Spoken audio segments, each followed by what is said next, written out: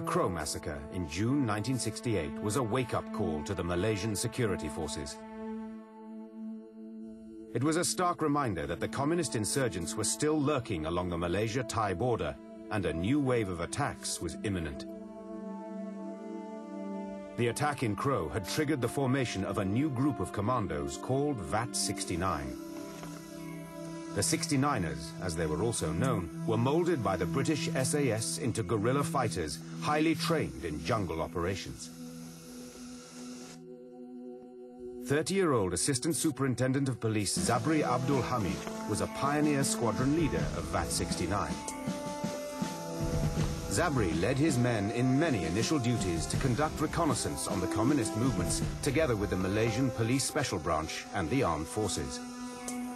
Semua fort dalam Semenanjung ni dia biasa duduk, dia jadi sebagai fort commander.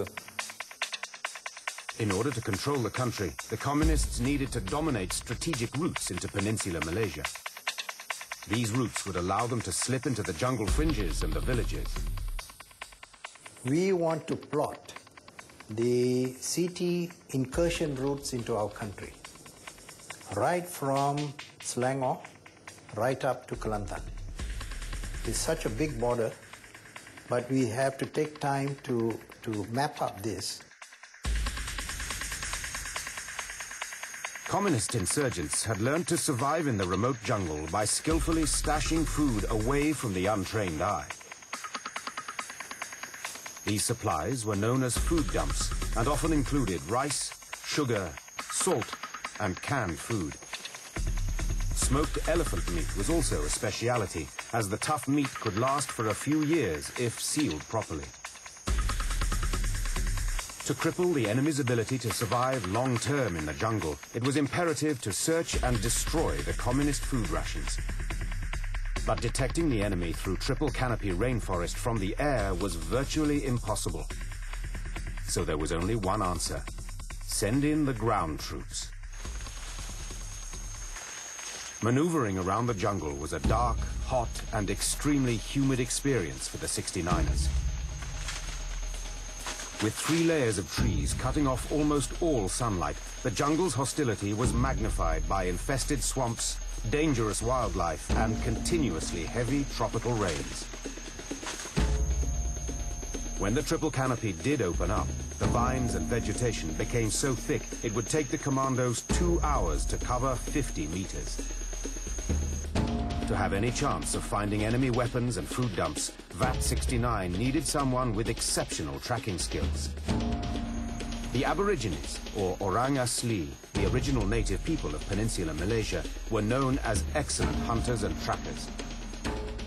In a small unit like this, where you move in only six people, the tracking element is very important. So the tracker goes, something else can happen. Tracker ni bukannya setakat mencari kesan, dia juga akan mengesan musuh. Akan mengesan kiri kanan tu ada tak musuh buat serang endap dan sebagainya. So orang nombor satu ni adalah penjamat bagi patrol tu. Of the many trackers who joined vat2, one particular Orang Asli stood out: Sergeant Major Apot Saad. Apot, who had spent his life growing up in the Semai tribe in Perak, was highly sensitive to the rhythm and pulse of the jungle. He can even tell you whether the track belongs to a male or a female. Ciri-ciri tracker tu lengkap pada diri dia. Hidung dia, deria bau dia pendengaran dia, penglihatan yang tajam. Memang teliti Apot ni. Masa tu kami jejak musuh. Jejak memang dah jumpa lah. Memang pasti musuh. Kesan betul-betul hujan petang tu. Jadi kesan hilang. Kemudian Apot ni ialah apa kata orang telah dianugerahkan. Telah jumpa balik tu. Walaupun hujan telah hakiskan dia punya jejak-jejak tu. With Apot's excellent tracking skills on board, the 69ers embarked on their first seek and destroy mission, Operation Sukat. Their target, a network of food dumps covering an area the size of Singapore. The 69ers had to perform an open tactical maneuver, since the intended location was tapioca farms alongside the fringes of the jungle. In an area full of communist sympathizers, that meant disguising themselves as land surveyors. Okay, you will go into this area, Jalo. Tapioca plantations are there. Pretend to do a survey. Jamil recalls Zabri's covert tactics to gain information in their target area. Sampai perangkat itu dia nak tengok ada pergerakan musuh kat itu, sampai perangkat dia terbang tu buat trek di atas bukit. Pakai parang tu trek tu kita buat tu macam topo lah, sukat buat dia punya trek topo lah. Penat juga lah yang tu pun, walaupun menyamar kan, tapi penat lah. Mulut dia pun bising. Tujuan dia bising tu supaya kalau ada musuh itu yang sebenarnya, musuh tahu dia bukan pasal penyelamatan, ini orang topo. After capturing and interrogating 2 communist agents, insurgent activity in the area was confirmed. One fellow tried to run, was shot in the leg. The other fellow tried to run, but then he saw his brother hurt. He decided to remain.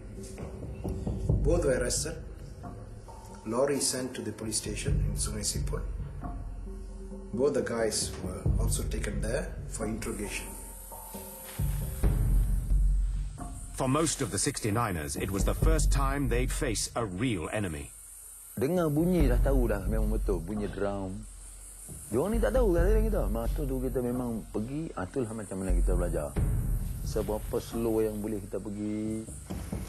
But as they weaved their way through the undergrowth, bending branches aside and squeezing through obstacles, an insurgent appeared out of nowhere. Without waiting for orders, Sergeant Jamil opened fire. Dia tembak tu, pung dia bunyi, masa tu arwah Zabri semua belum sampai lagi ya. Bayangan tu mungkin musuh lagi. Dia orang baru tahu mungkin target dekat situ. Bila tembakan yang pertama bunyi saja, semua dia orang di belakang pun dia orang bantai jugalah. And an intense firefight started.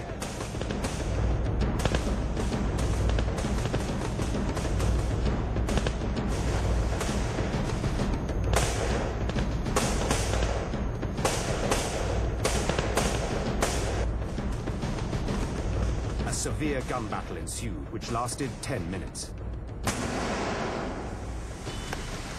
At the end of the firefight, 1 communist was killed and the rest fled behind the hill. But Zabri was furious at the new recruit for not following strict orders. Dia pun masuk dalam, dia sampai kat saya. Kena.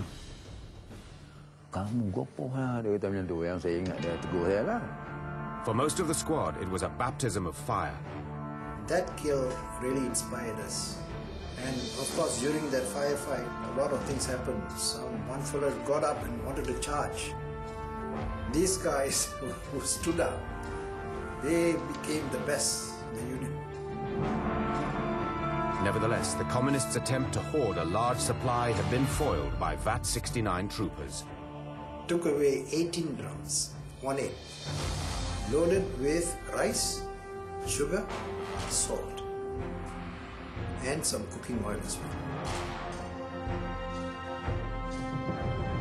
Despite their first victory, the real confrontation between the 69ers and the communist insurgents would be in the bamboo area. In the heart of the tropical rainforest known for its ruthless environment that could weaken even the toughest of men.